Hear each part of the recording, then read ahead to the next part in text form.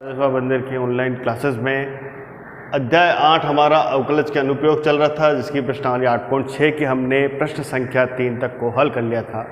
आज हम प्रश्न संख्या 4 से शुरू कर रहे हैं। किसी नदी में स्टीमर चलाने का प्रति घंटे का खर्च उसके वेग के घन के समानुपाती होता है। जो व्यय है वो वेग के घन के, यानी कि खर्च को कुछ भी मान लो, और वेग क्या होता है v, तो v के क्या होता है, समानुपाती होता है। यदि जलधारा का वेग x किलोमीटर प्रति घंटा है, तब सिद्ध कीजिए कि स्टीमर की जलधारा के विपरीत दिशा में चलाने में उसकी अधिक मितव्ययी 2/3x प्रति किलोमीटर प्रति घंटा होगी। तो सबसे पहले हम यहाँ मान लें स्टीमर का वेग। स्टीमर का वेग क्या हो जाएगा, v किलोमीटर प्रति घंटा, और दूरी तय दूरी को हम क्या मान लेते हैं, यहाँ पर s मान लेते हैं, और जलधारा का वेग। अब जलधारा का वेग क्या दे रखा है, x किलोमीटर प्रति घंटा, तो यहाँ लिख दिया x किलोमीटर प्रति घंटा लिख दिया है। अब जलधारा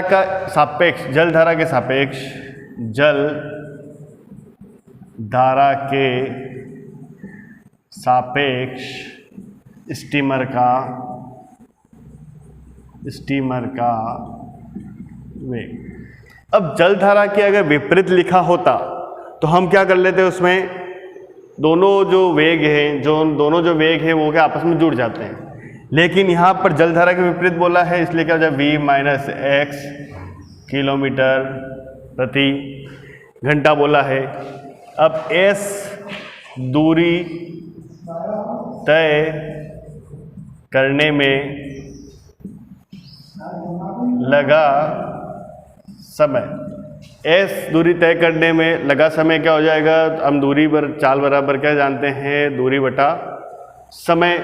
तो समय बराबर क्या हो जाएगा, दूरी बटा चाल, और दूरी इसमें क्या दे रखी, s दे रखी है, और चाल क्या है इसमें v माइनस x, और समय जो होगा वो किस में आ जाएगा, घंटे में आ जाएगा।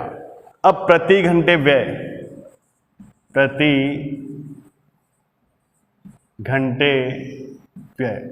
अब व्यय के लिए हमने क्या बोला था कि ये इसके क्या होती है, समानुपाती, वेग के घन के समानुपाती होती है। जब यहाँ पे बराबर का निशान लगाते हैं तो क्या हो जाएगा, kv³।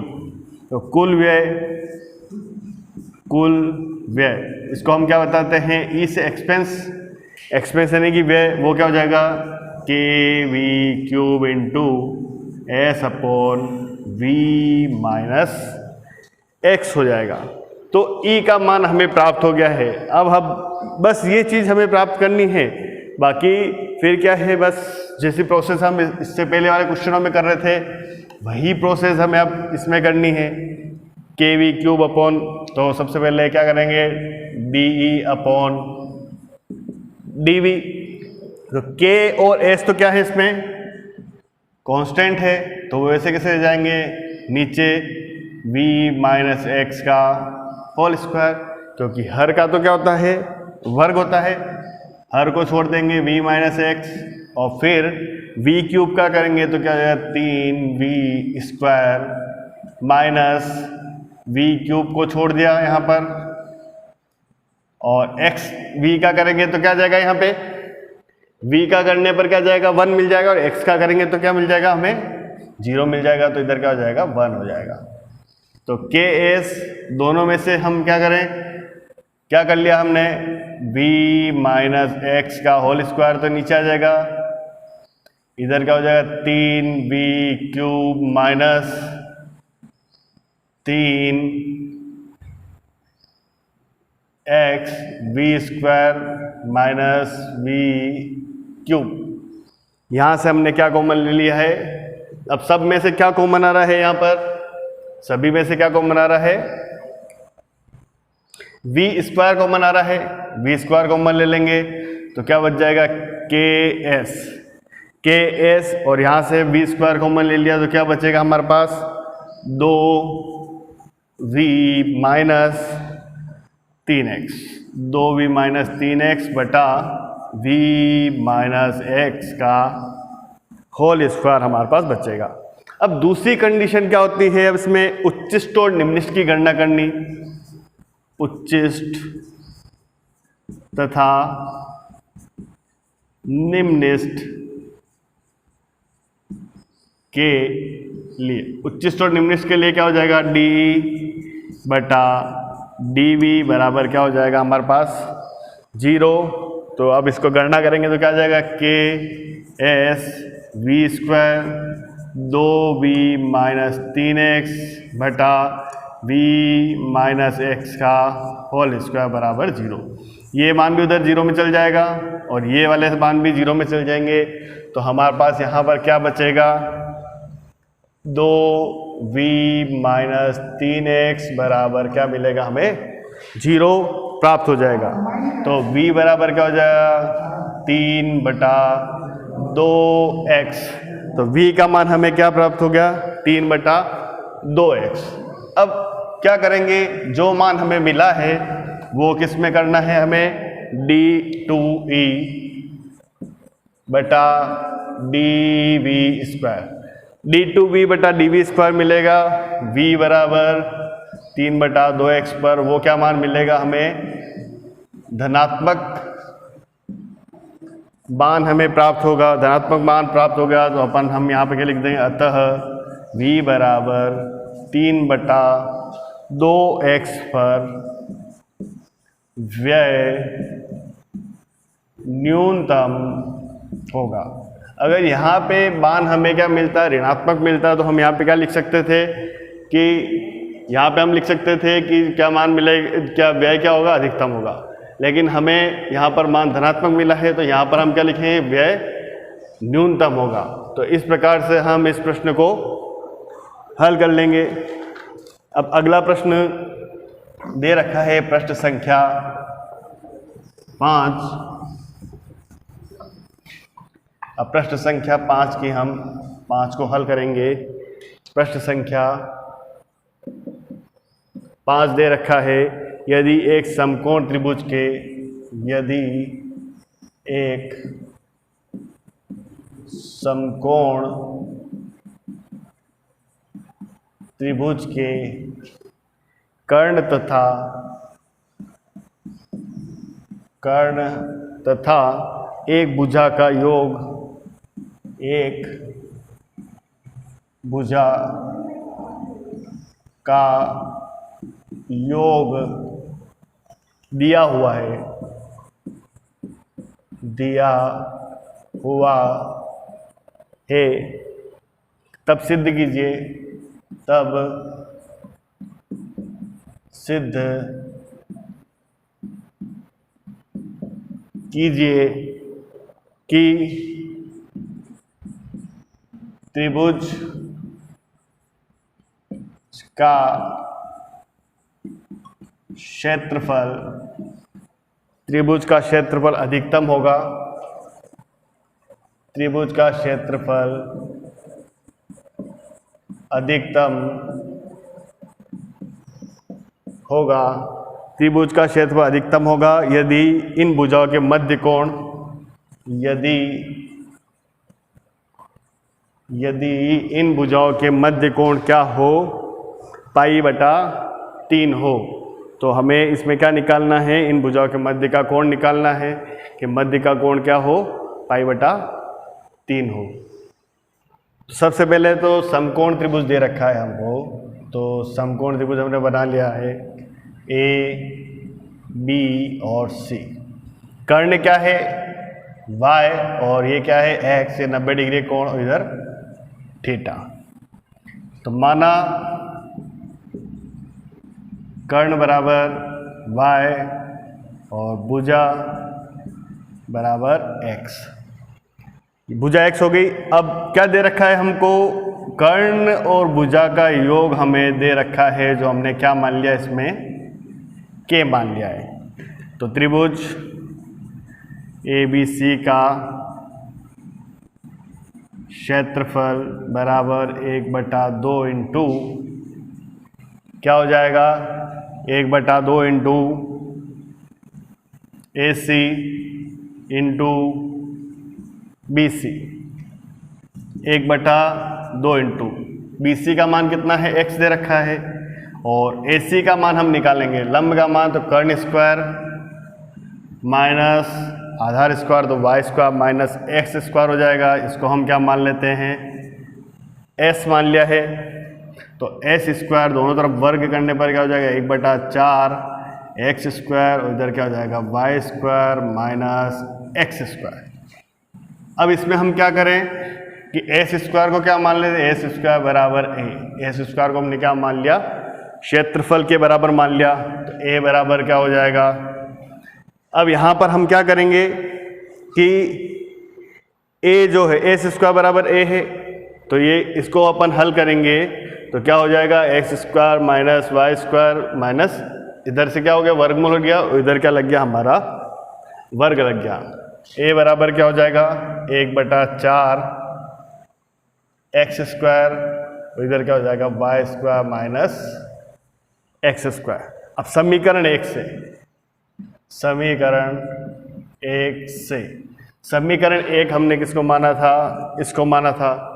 उस समीकरण 1 क्या दे रखी है हमको, AC का मान क्या हो जाएगा हमारे पास वाई स्क्वायर माइनस ए स्क्वायर, वाई स्क्वायर माइनस ए स्क्वायर के बराबर हो जाएगा।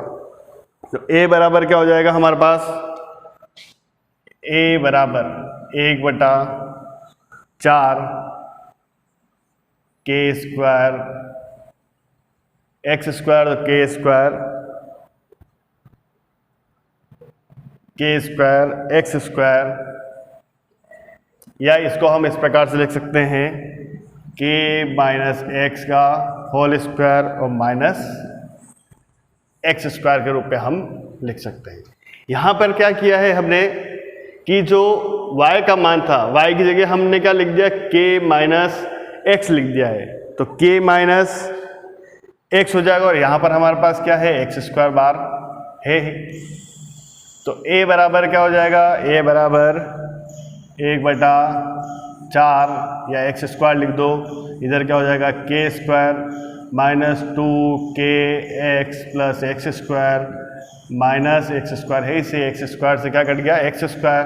तो a बराबर 1/4 के square x square minus 2k x cube. तो a का मान हमें ज्ञात हो गया है। अब हमें a का मान प्राप्त हो गया, अब हम इसके आगे वाली गणना कर सकते हैं।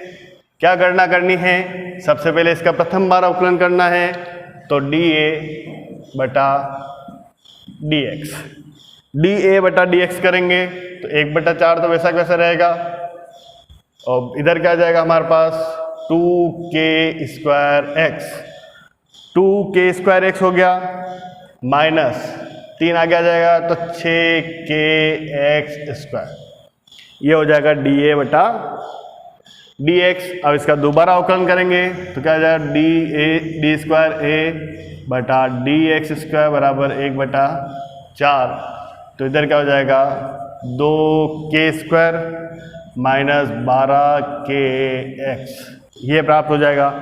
अब उच्चिष्ट और निम्निष्ट मान की गणना करनी है, तो उच्चिष्ट व निम्निष्ट के लिए, उच्चिष्ट व निम्निष्ट के लिए क्या किया है हमने, dA/dx बराबर क्या करेंगे 0, dA/dx करेंगे 0 तो क्या आ जाएगा 1/4 2k square x minus 6k x square बराबर क्या हो जाएगा 0। 4 को हमने क्या कर दिया 0 में भेज दिया, 2 कॉमन लेके हमने क्या कर दिया, इसको 2 कॉमन ले लिया, 2k और x को हमने कॉमन ले लिया, तो इधर क्या बच गया k माइनस 3x बराबर 0। 2kx भी क्या चला गया 0 में चला गया, ठीक है। अब इसके आगे क्या हो जाएगा, क्या मान बच रहा है हमारे पास, k माइनस 3x बराबर 0, तो k माइनस 3x बराबर 0, तो k बराबर कितना हो जाएगा 3x, और x बराबर क्या मान प्राप्त होगा हमें k/3 प्राप्त होगा। अब इसमें k/3 हमें प्राप्त हुआ है, वो मान हमें किस में रखना है, d2a बटा dx² x बराबर k बटा 3। x बराबर k बटा 3 में मान रखेंगे तो क्या मान मिलेगा, 1/4 2k² माइनस 4k² बराबर 1/4 माइनस 2k²। 2 से 2 कटेगा तो माइनस k² बटा 2 जो क्या है 0 से छोटा है। तो x बराबर k बटा 3 पर मान क्या हो जाए, मान अधिकतम होगा। हमें क्या निकालना था इसमें कि इसका मान क्या होगा, अधिकतम। अब k का मान किस में रखें वापस, k का मान समीकरण 1 में रखने पर, 1 में रखने पर k का मान समीकरण 1 में रखेंगे तो क्या हो जाएगा, y बराबर 2k बटा 3। y बराबर 2k बटा 3 हो गया। अब हम जानते हैं यहाँ पर कोण cos थीटा बराबर क्या होता है हमारा, x बटा वाई। x बटा वाई नहीं cos थीटा क्या मानते हैं हम, l a l k k से आधार बटा कर्ण, आधार कितना दे रखा है x और कर्ण का मान कितना दे रखा है y।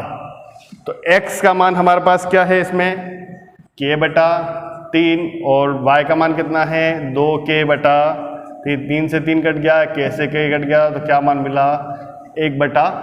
तो cos थीटा बराबर cos 1/2 कब होता है, पाई बटा 3 पे 60 डिग्री पर मान क्या होता है, cos का मान 1/2 होता है। तो थीटा का मान हमें क्या प्राप्त हो गया है, पाई बटा 3, जो कि हमें सिद्ध करना था कि यदि इनके भुजाओं के मध्य कोण कितना हो, पाई बटा 3 हो। तो थीटा का मान हमने क्या निकाल लिया है, पाई बटा 3 प्राप्त कर लिया है।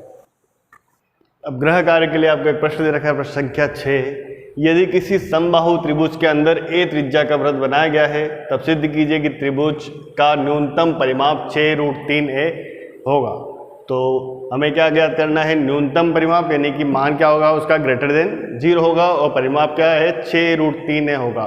तो इस प्रकार से आपकी आज की प्रश्नावली भी समाप्त हुई है और आज ये चैप्टर भी समाप्त हो गया है। इस चैप्टर से रिलेटेड आपको किसी भी प्रश्न में कोई भी दिक्कत आती है तो आप पूछ सकते हैं। Thank you very much.